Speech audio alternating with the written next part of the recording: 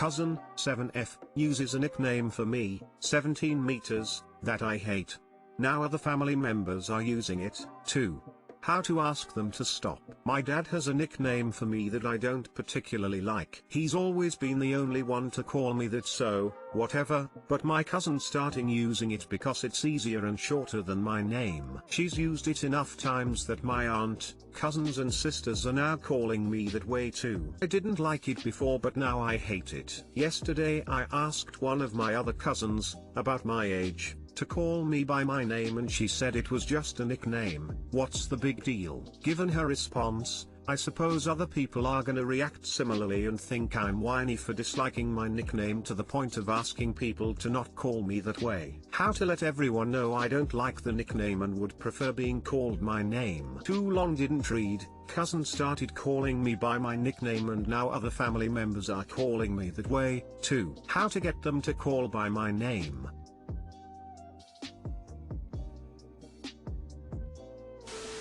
You start giving everyone else a nickname if they don't stop after you ask them to call you by your actual name. Aunt Mary, hey, nicknamed op. OP, please call me by my name. Aunt Mary, nicknamed op. Don't be silly, it's just a nickname and convenient to say. OP, okay Aunt May. Aunt Mary, surprised Pikachu face, how dare you be petty. Rolling eyes face. Make up some names for them. See how fast they stop. Start with Uncle Impotent. Move on to Aunt Fat Legs. That'll liven up Christmas. If it's not a big deal, then it's not a big deal to stop, either. Has worked for me in the past. I'd try telling everyone directly, like you tried with your cousin. Just because she was dismissive doesn't mean everyone will be. If they are and nobody listens, just stop responding to it. Disengage from conversation whenever anyone uses your nickname and wait for them to use your name. This my daughter 22 only allows me to call her by the nickname I gave her as a toddler. She corrects everyone else and makes it a point to tell me I'm the only one allowed to call her that, as it's a dad/daughter thing. Agreed. First, ask politely for them not to use it, then stop responding to it. So, if your name is Rebecca and they call you Becky, ask them once to call you Rebecca, and then if they say, hey Becky, can you please pass the salt? Just pretend you didn't hear them. When they start to protest, just say sorry, but I don't know anyone by the name of Becky. My name is Rebecca, and then wait for them to say your name before you pass the salt. If you respond to it, they will keep calling you that. Make it difficult for them. Unfortunately, the more they see they're getting a rise out of you, the more they're going to do it. Calmly and politely asking them not to do it, and then simply not responding to the nickname, takes all the fun out of it.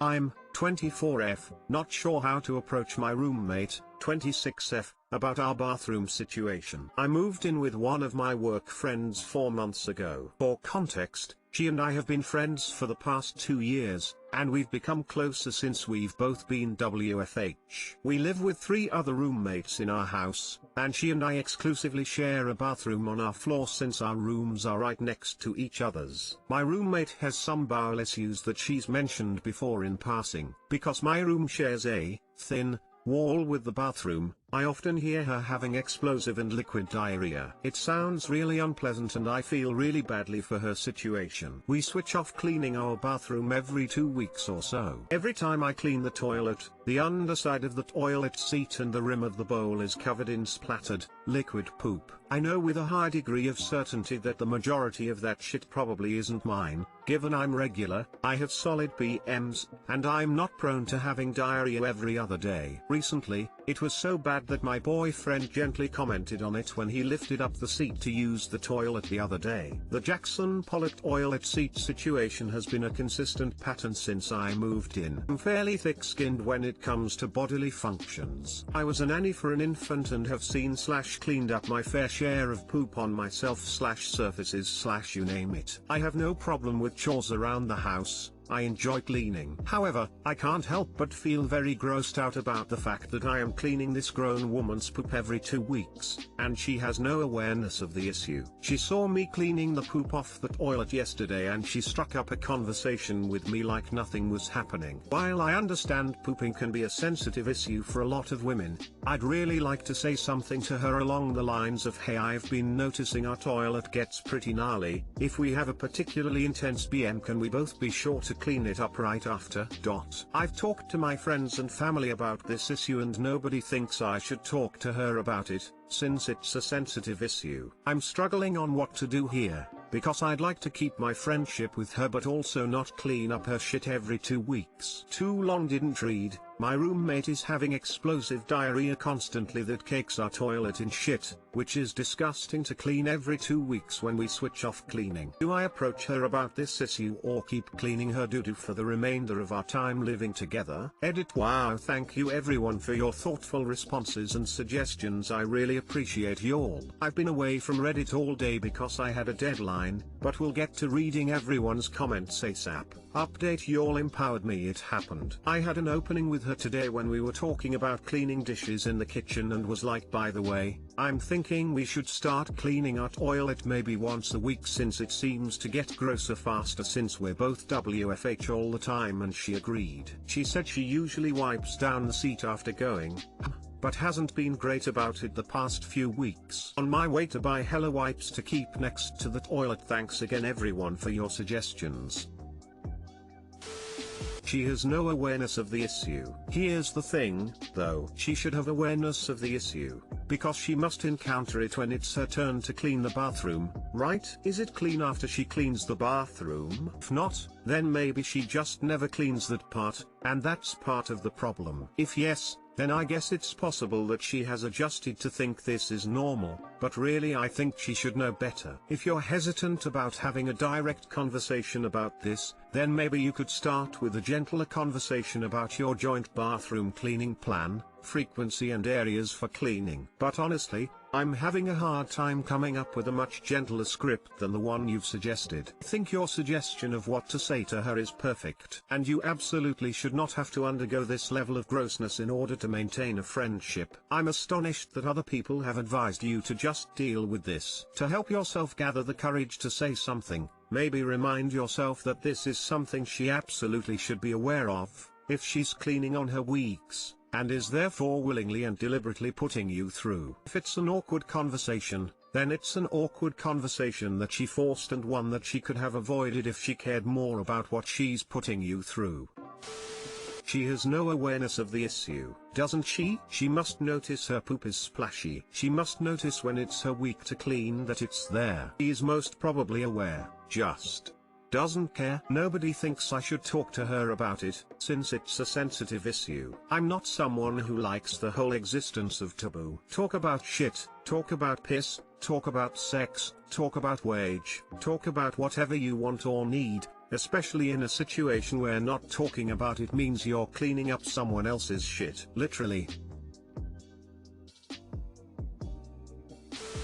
She probably thinks it's your poop, or at the least, both of your poops. So she doesn't have an issue that you're cleaning it while she's conversing with you about stuff. You should bring it up, though. It's possible she thinks her liquid poop events are rainbows and unicorns because no one ever mentioned it to her for fear of offending her.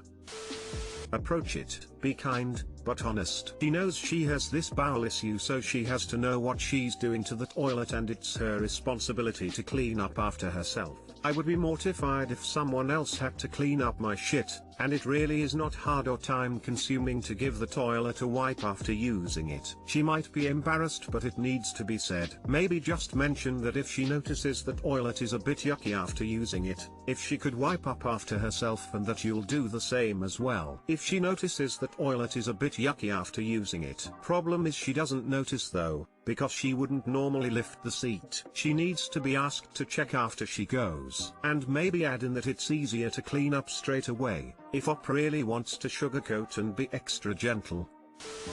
I think your idea of what to say is perfect. If it bothers you, bring it up. Because if you don't, it'll boil over and could make things a lot more difficult in the future. Your idea was a perfect mix of sensitive while also suggesting accountability to either of you in that situation. Don't overthink it, just make it a quick comment and hopefully she'll understand and start to clean up. She may be a bit embarrassed about it, but hopefully that'll cause her to clean it up on her own time in the future. I'm 17 and I haven't spoken to my mom in 3 months. I don't want to. She keeps bothering me.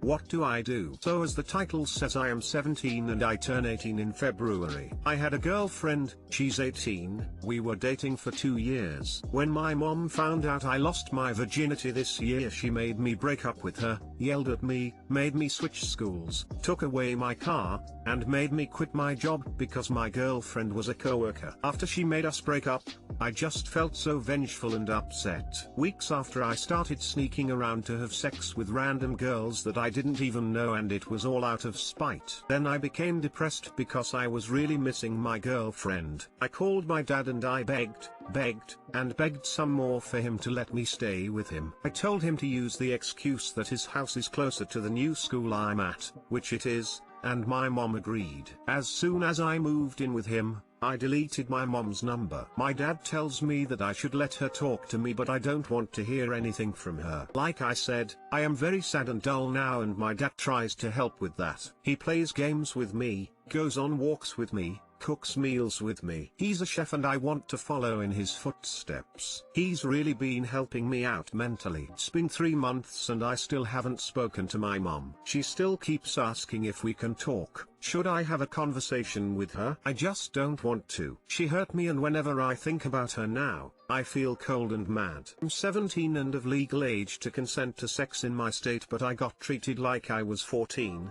and she took every single thing away from me. She went overboard and I don't want her in my life. My dad has been helping me get past this, but I feel like talking to her will make me sad all over again. Too long didn't read. I, 17, moved in with my dad because my mom yelled at me, made me break up with my girlfriend, took my car, made me leave school, made me quit my job because she found out I was sexually active. I haven't spoken to her in months and she wants to talk. I don't want to.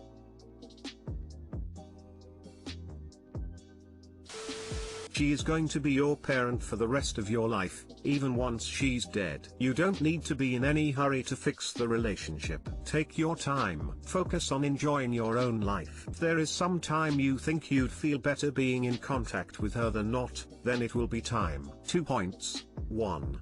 Some people are more kin than kind too. You are still quite young. You'll have your whole life to figure out this relationship. Source: I'm 45, didn't get on with my parents. You carry them with you even if you don't want to, even once they die. So my thoughts may be different from others. I am 52. I am the mom of a 17-year girl and a 20-year-old trans woman. Personally, I would never have done what your mom did. So, context for my thoughts. Do you know what your mom was on about was your virginity? God, it pisses me off that people still get salty over freaking virginity, but that is another topic. What I am saying is, my advice is predicated on making sure you are certain of the cause of her freak out. Because freak out is what it was. Like nuclear freak out. She hurt you, no doubt. Given that, would it be accurate that she does not normally behave this way? Like, I wonder if you would be so bothered if she was a selfish, jerkish mom in general. I am wondering, is there a chance that what she wants to talk about is an apology? Instead of talking with her, would you be interested in setting up a listen? You say something like, "Mom, I am ready to listen to you. I am not sure I want to talk." And if she continues to rail, you enter the conversation. "Mom, I do not agree with your assessment. I am hurt and upset, and am ending this call." I know that is a tough thing to do, just a thought.